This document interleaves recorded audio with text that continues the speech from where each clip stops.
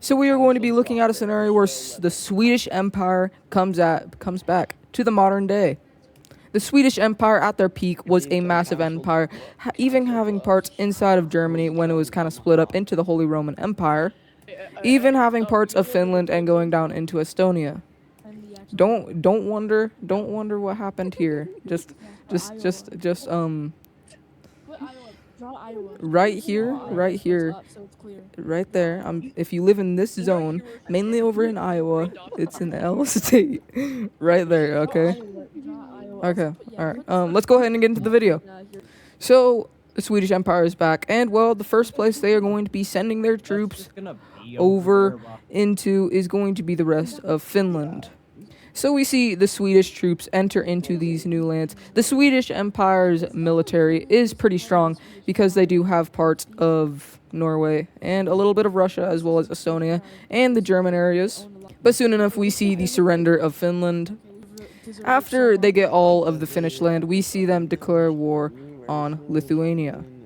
Lithuania has no chance, and well, we see them pretty much just get pummeled and then surrender. The Swedish Empire is kind of looking like my Scandinavian Union inside of my Wixo series. We see the Swedes now declaring war on Denmark, and well, the Danish could be very well screwed. We see the Swedish troops land inside of the northern part, and then we see the capturing of Copenhagen, and well, it's pretty much over for the Swedes, and well, obvious, isn't it? Full annexation. The Swedes declare war on Norway, and well, the Norwegians, they don't really have much of a military anymore, especially because Oslo is almost fully taken. Their land got split in half, so all of these mountainy regions up in the north fall over to the Swedes very quickly. We then see a sweeping formation starting from the north, going down, but we also see a small invasion from the south. But really, it's a push down from the north to the south. Oslo is taken, just like that. The Norwegians are going to fight, but it's not going to do much because, well, full annexation. After this war, we see the borders looking like this, and Sweden is pretty much just Scandinavia, but not fully because we need to, well, they set their sights on Iceland. And, yeah, it's not, they have no military, so it's not going to hold up much of a fight, and, well, full annexation. The Swedes are going to kind of chill for the next year, but we see them soon declaring war on Lithuania. We see not Latvian, but Swedish troops enter into Lithuania, and well, the rest is actually going to get annexed by Poland, and well, we see the return of the Polish-Lithuanian Commonwealth. So we see the return of the Polish-Lithuanian Commonwealth, kind of, and well, the rest of these lands get annexed by Sweden. Sweden is kind of mad that Poland got in on it, but they're not going to invade Poland yet because that will be a hard fight to beat. Instead, what they're going to do is focus they're going to focus on Greenland. We see the Swedes use this island over here to make a naval landing over in this area, just like that.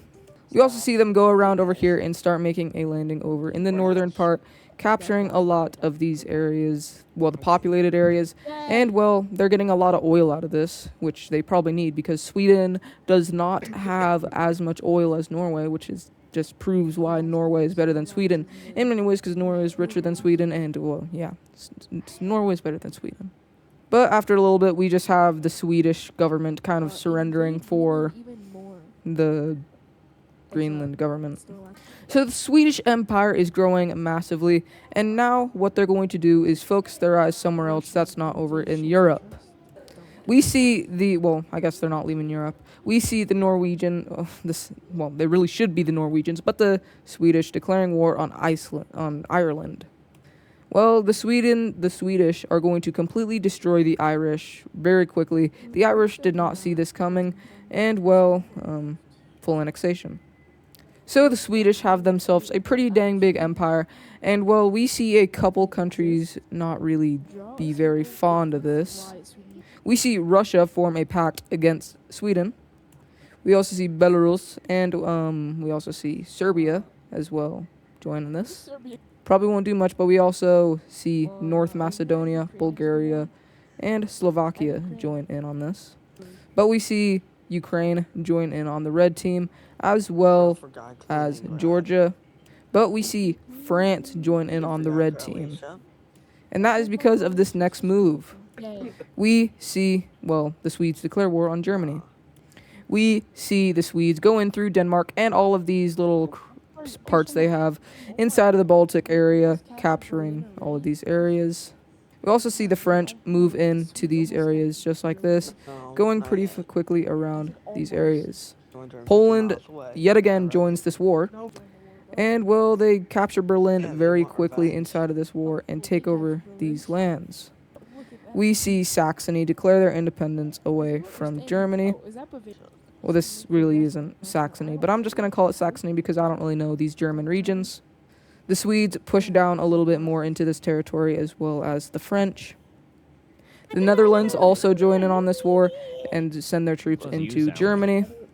And the rest is going to form a new government. This is what we have the peace treaty looking like, with France getting quite a bit of land. Sweden gets all of the Baltic coastline. The Dutch get a little bit of areas. We also see the Dutch actually unite with Belgium and take over even more areas just like that. We now officially have the Dutch team. We have the central German area, we have the southern German area, and Poland annexed all of these lands.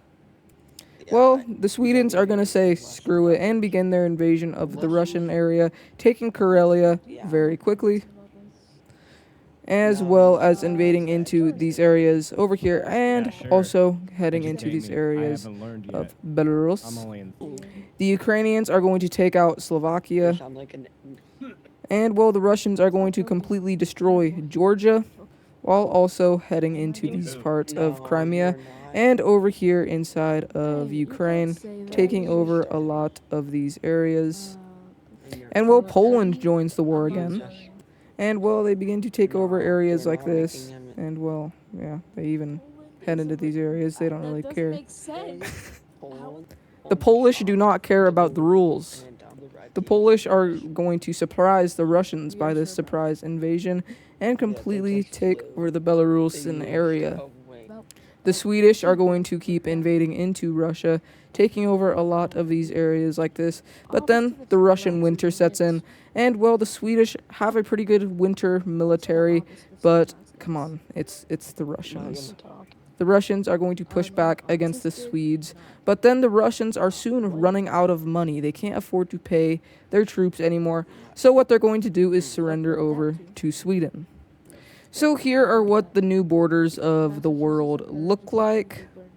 Sweden decided to sink Russia, Ukraine, and, well, everything else into the ocean that was over here. Poland has perfect borders, and they have an exclave of Belarus. The Ukrainians now rely out in Slovakia. And, well, there's just a few more things we need to add.